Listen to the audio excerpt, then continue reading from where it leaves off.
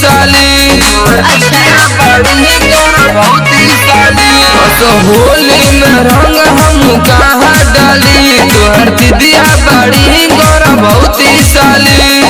हमारा बुझा करो काचा होतानी आए हाय हाय हम अभी जीजा छोट बानी हम अभी जीजा छोट बानी हम अभी जीजा छोट बानी मीठी मीठी बात हम सब बुझतानी आए हाय हाय हम अभी जीजा छोट बानी हम अभी जीजा छोट बानी सुनी सुनी जीजा छोट बानी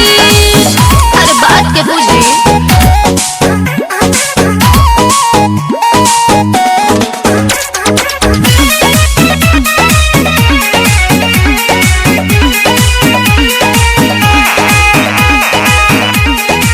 हमनी के बात जोते जान जाए दीदिया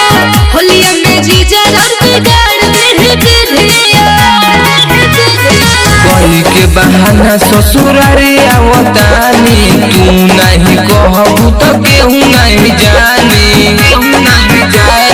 सभे जन जाए कुछ होई परेशानी आए हाय हाय हम अभी जीजा छोट बानी हम अभी जीजा छोट बानी सुनी सुनी जीजा छोट बानी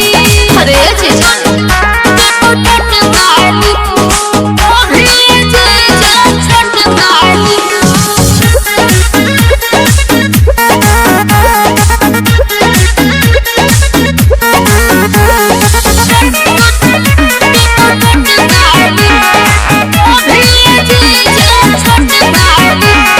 राउर मजबूरी हमरा लोगत सोझे हर साल होलिया में लगो पप्पू खोजे जीजा रंजन के मौका दे दो एक बार हो जन सोच साली खोजम बार बार हो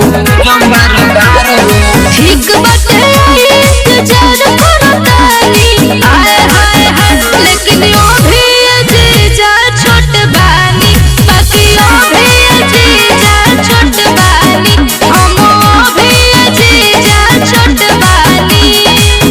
अरे भाग अगू हन के करू बहाना अरे हटी ना।